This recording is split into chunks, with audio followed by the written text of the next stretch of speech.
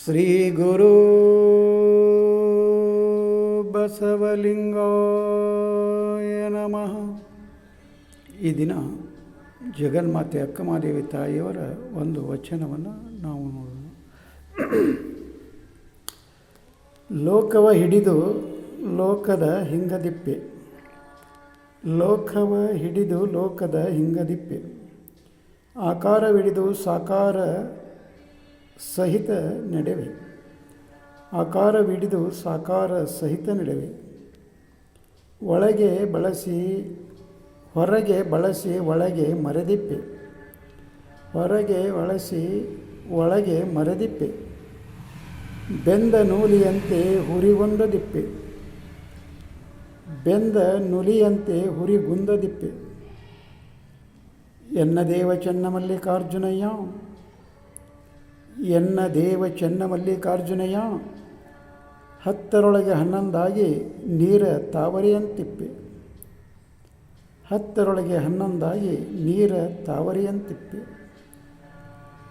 ಇಲ್ಲಿ ಅಕ್ಕಮಹಾದೇವಿ ತಾಯಿಯವರು ಏನು ಹೇಳ್ತಾ ಇದ್ದಾರೆ ಅಂದರೆ, ನಮ್ಮ ಶರಣರು ಹೇಗೆ ಒಂದು ನಿಶ್ಚಿಂತರಾಗಿ, ಅಂದರೆ ಈ ಲೋಕದಲ್ಲಿ ಈ ಪ್ರಾಪಂಚಿಕ ಜೀವನದಲ್ಲಿ ಅವರು ಹುಟ್ಟಿ ಬಂದರೂ ಸಹಿತ, ಈ ಜನರ ಮಧ್ಯೆ ಅವರು ಬದುಕಿದರೂ ಸಹಿತ, ಅವರು ಎಲ್ಲರಂತೆ ತಮ್ಮ ಒಂದು ಎಲ್ಲರಿಗೂ ಕಾಣುವಂತೆ ತಮ್ಮ ಒಂದು ಜೀವನ ಕ್ರಮವನ್ನು ಗ್ರಹಿಸಿದ್ದು ಸಹಿತ ಅಲ್ಲಿ. ಆದರೆ ಅವರು ಒಂದು ಅಂತರಂಗ, ಅವರ ಒಂದು ಭಾವನೆಗಳು, ಅವರ ಒಂದು ಮನಸ್ಥಿತಿ ಯಾವ ರೀತಿ ಇರ್ತೈತಿ, ನಮಗೆ ನೋಡೋಕೆ ಅವರು ಮನುಷ್ಯರಾಗೆ ಕಾಣ್ತಿರ್ತಾರೆ. ಅವ್ರು ಶರಣರು ಮಹಾತ್ಮರು ನಮ್ಮಾಗೇ ಅವ್ರಿಗೆ ಎರಡು ಕಣ್ಣು, ಎರಡು ಕಿವಿ, ಒಂದು ಬಾಯಿ, ಒಂದು ಮೂಗು, ಕಾಲು, ಕೈ, ಹೇಗೆ ಎಲ್ಲವೂ ನಮ್ಮಲ್ಲಿರುವಂಥ ಅವಯವಗಳು ಏನಿರ್ತಾವಲ್ಲ ಆ ಮಹಾತ್ಮರಲ್ಲಿಯೋ ಶರಣರಲ್ಲಿಯೋ ಅದೇ ರೀತಿ ಇರ್ತಾವೆ. ಆದರೆ ಅವರು ಇಲ್ಲಿ ಇದ್ದರೂ ಸಹಿತ ಅವರ ಒಂದು ಮನಸ್ಸಿನ ಸ್ಥಿತಿ, ಅವರ ಒಂದು ಭಾವನೆ, ಅವರ ಒಂದು ವಿಚಾರ ಈ ಲೋಕಕ್ಕೆ ಅತೀತವಾಗಿರ್ತದೆ.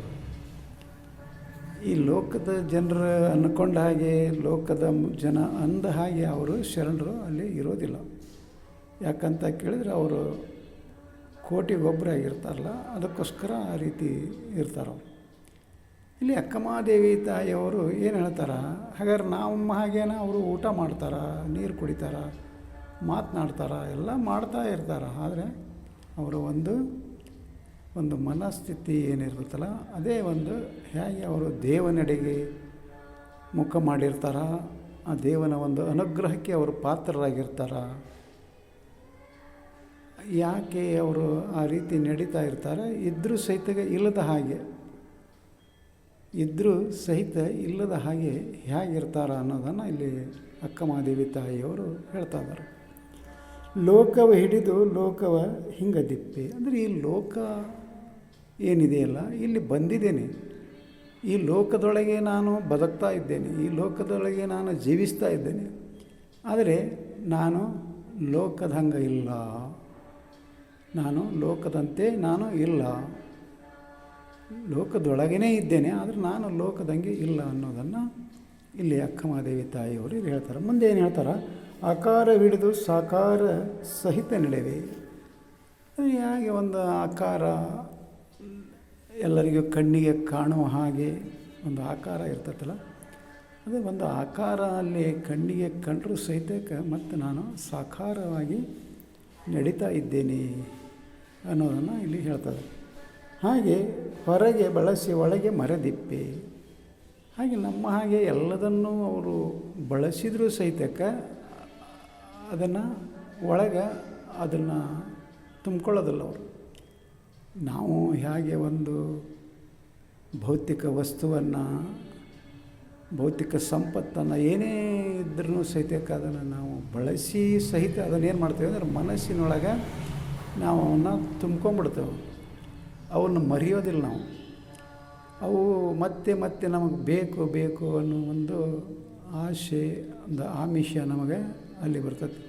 ಆದರೆ ಶರಣರಿಗೆ ಹಾಗಲ್ಲ. ಅವರು ಶರಣರು ಏನು ಮಾಡ್ತಾರೆ, ನಮ್ಮ ಹಾಗೇ ಎಲ್ಲ ಈ ಸಂಪತ್ತನ್ನು ಎಲ್ಲದನ್ನು ಅವರು ಬಳಸಿದರೂ ಸಹಿತಕ್ಕೆ ಅದನ್ನು ಮನಸ್ಸಿನೊಳಗೆ ಅದು ತುಂಬ್ಕೊಳ್ಳೋದಿಲ್ಲ. ಅವರು ಮರೆತು ಬಿಡ್ತಾರೆ. ಅವರು ಆ ಕ್ಷಣ ಅದನ್ನು ಮನಸ್ಸಿನೊಳಗೆ ಅದನ್ನು ತುಂಬಿಕೊಂಡು ಅದೇ ವಿಚಾರದಲ್ಲಿ ಅವರು ಮಗ್ನರಾಗೋದಿಲ್ಲ. ಅದಕ್ಕೆ ಏನು ಹೇಳ್ತಾರೆ ಅವರು, ಹೊರಗೆ ಬೆಳೆಸಿ ಒಳಗೆ ಮರೆದಿಪ್ಪೆ ಅಂತ ಹೇಳ್ತಾರೆ.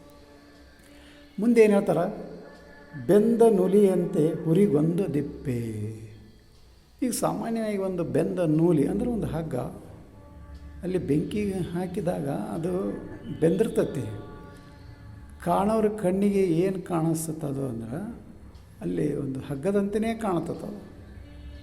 ಅಲ್ಲಿ ಹುರಿ ಮಾಡಿದ ಒಂದು ಹಗ್ಗ ಏನಿರ್ತದಲ್ಲ, ಆ ಹುರಿ ಮಾಡಿದಂಥ ಒಂದು ಹಗ್ಗದ ರೀತಿಯೇ ಕಂಡರೂ ಸಹಿತ ಅದು ಅಲ್ಲಿ ಹಗ್ಗ ಆಗಿರಲ್ಲ. ಅದು ಯಾಕೆ ಬೆಂದಿರ್ತದೆ.